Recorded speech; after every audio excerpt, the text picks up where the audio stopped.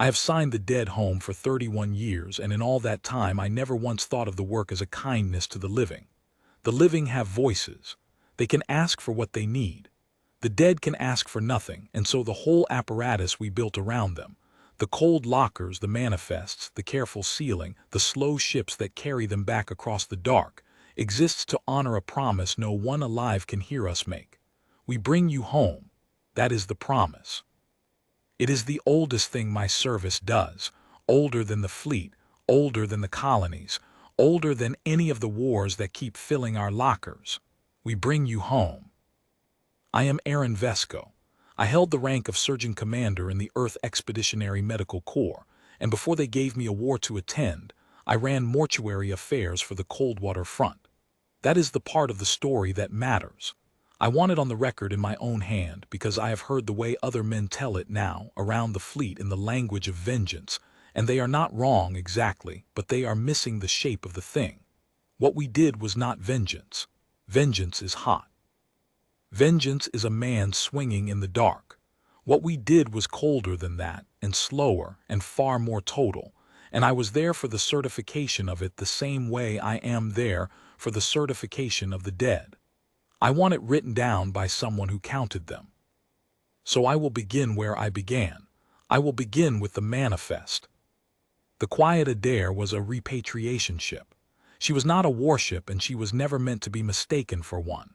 She was a converted hospital hull, white as a tooth, slow, soft-bellied, with the broad red sunburst of the repatriation flag painted nose to stern on both flanks so that no one in the void could fail to read her for what she was. She carried the dead. That was her only freight. After the engagements along the Coldwater Shelf, when the shooting stopped and the recovery crews went out in their little tugs to bring in what the fighting had scattered, the recovered were brought to me, and I did the work. And when the work was done, I loaded them aboard the Quiet Adair to go home. 2,400 of them. I want the number kept whole, because the number is the first thing they tried to dissolve. 2,400 recovered human dead.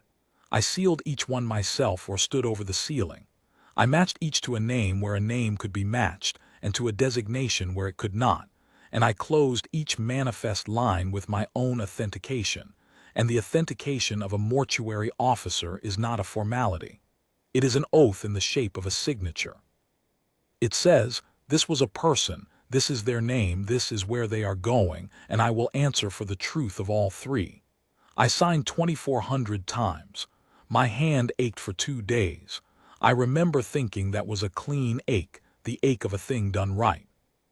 The Quiet Adair undocked from the recovery station at Coldwater on a morning I did not see because I was already asleep, the dreamless sleep of a man who has finished. She was bound for the inner repatriation hub at Marin's Cross, a 16-day run through what we believed was settled space. She was unarmed. She flew the flag. She broadcast her manifest on the open channel the entire way, the way repatriation ships always have. The long, slow recitation of the names, so that anyone who heard her would know she carried only the dead and meant harm to no one. She never reached Marin's Cross. I want to be careful here because the not reaching was made to look like an accident for a long time, and the men who made it look that way were very good at their work. The Quiet Adair was reported lost to a drive failure in the deep run. A repatriation ship, old hull, soft systems, gone in the dark. It is the kind of loss that grieves a service without surprising it. We held a service. I read the 2,400 names aloud myself, all of them, and it took most of a day, and when I was done I believed I had done the last thing I would ever do for them. I believed they were lost in the deep where the recovery tugs could not reach, and that the dark had taken them the way the dark takes ships, and that the promise had failed through no man's fault. I believed that for 14 months. Then a frigate of ours, the Aldous Lane, ran down a smuggler's courier in the Sevron Marches on an unrelated matter, contraband, the ordinary filth of a border, and in the courier's hold, among the ordinary filth, they found a case. It was a beautiful case. I have held it since. It is lacquered hardwood, alien-grown, fitted inside with shaped velvet beds, and in each bed sits a small vial of cloudy fluid, and on each vial is a tile of carved bone, and on each tile is a name. Human names. Rendered in the Sevron script, transliterated with care, because to the Sevron the name was the point. The name was what gave the relic its value. There were 40 vials in that case. The boarding officer who opened it did not know what he was looking at. He thought it was a drug. He flagged it to medical, and medical flagged it up the chain, and somewhere up the chain, a clerk cross-referenced one of the carved names against a casualty registry, and the registry threw back a match, and the match was a private of the line whom I had sealed with my own hands aboard the Quiet Adair. That is how I came to it. A message in the middle of the night, the kind of message that does not explain itself, only summons.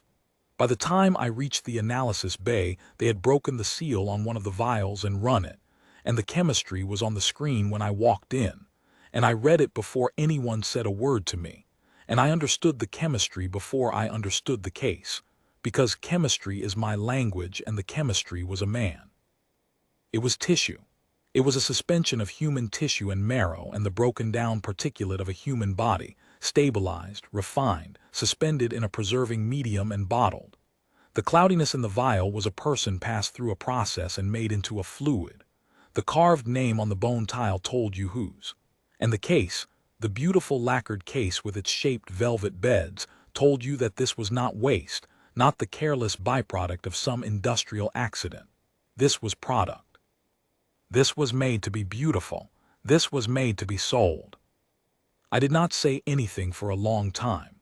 I have been told since that I stood and looked at the screen for the better part of an hour while the analysts grew frightened of me, which I find hard to believe of myself, but I will not dispute it, because the truth is I do not remember the hour. I remember the chemistry.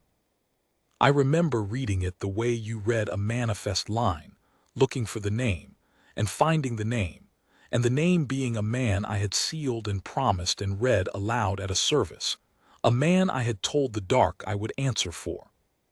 I remember the exact moment the soft official lie about the drive failure came apart in my chest, and the real thing stood up behind it.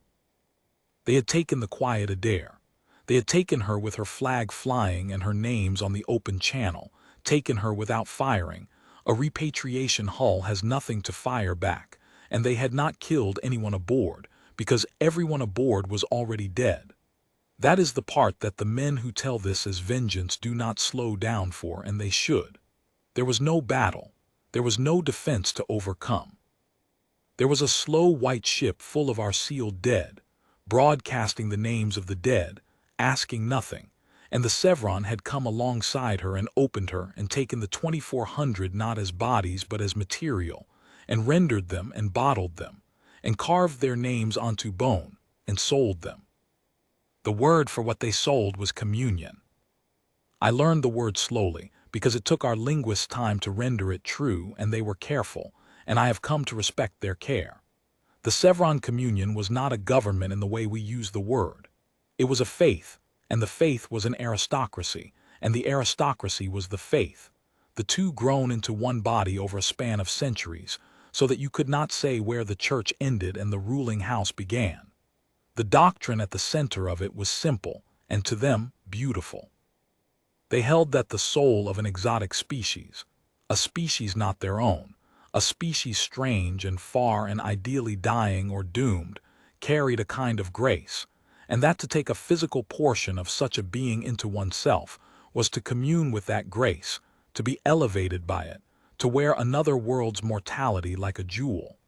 They had communed with a great many species before they communed with us.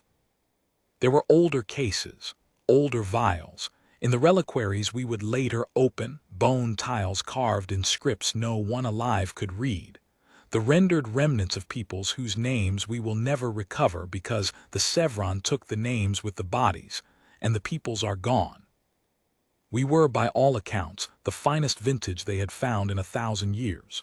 Humans were exotic in exactly the way their doctrine prized strange, far, and after the Cold Water fighting, conveniently dying in great numbers along a border the Sevron watched with great patience. And we did a thing no species they had ever harvested had done, a thing that made us to them almost holy. We gathered our dead. We sealed them. We named them and shipped them home with the names painted on the hull and recited on the open channel.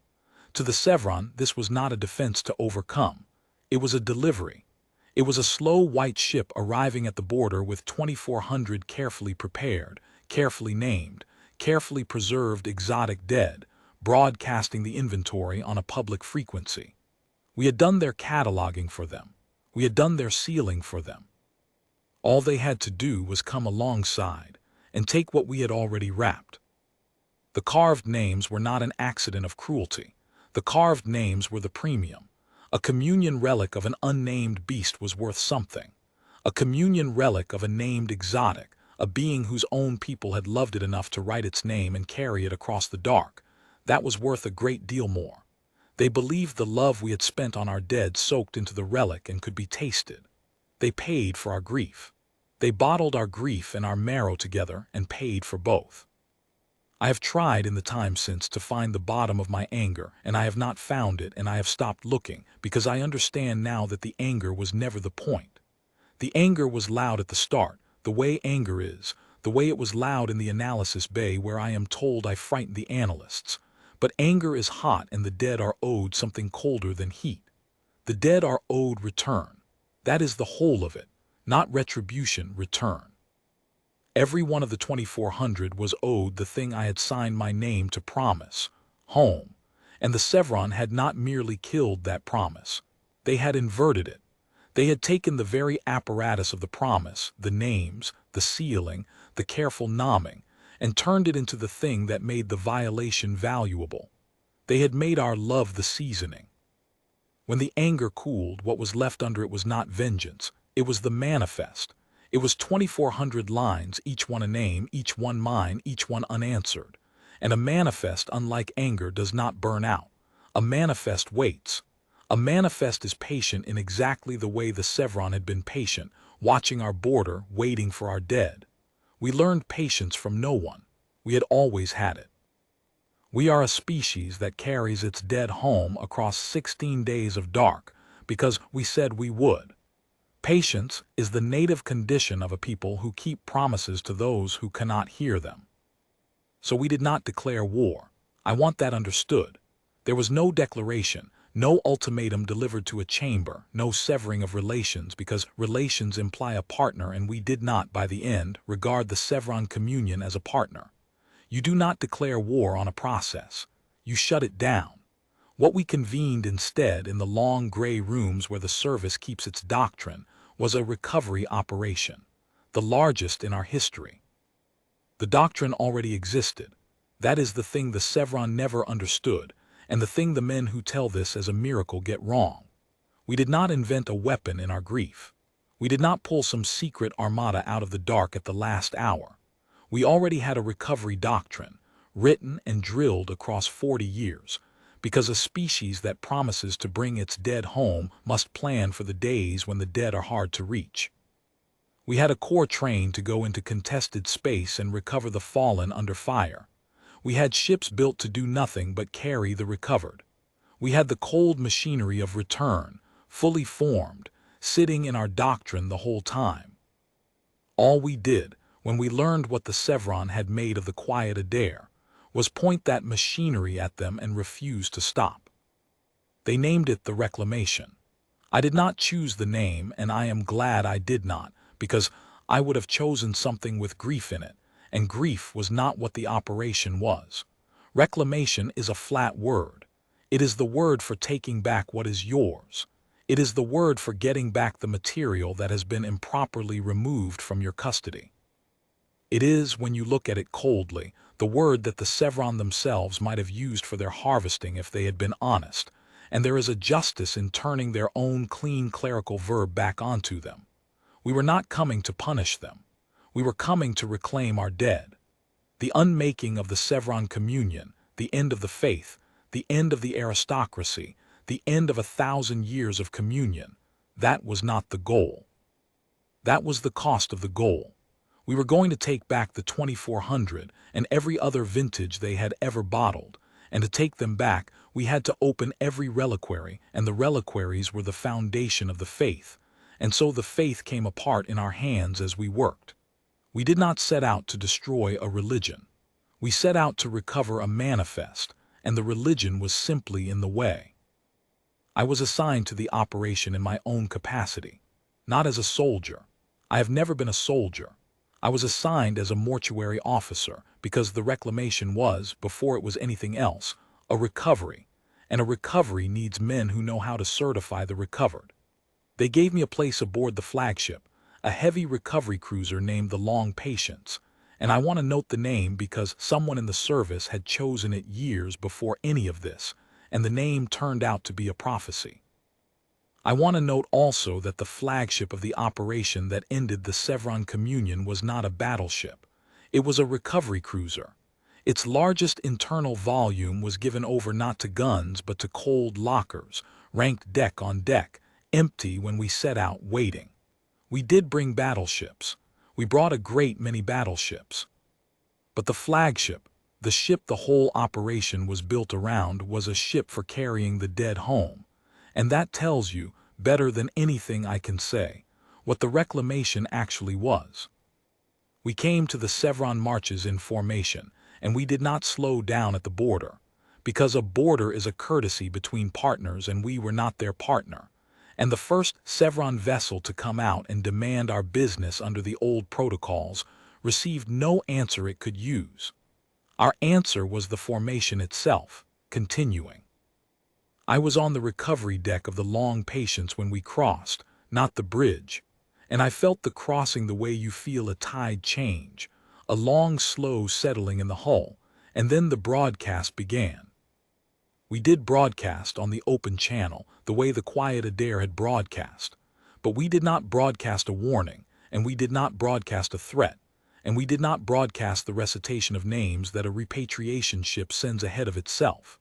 We broadcast the manifest, the full manifest of the Quiet Adair, all 2400 lines, name after name after name, in the clear, on the frequency the whole Chevron home system monitored.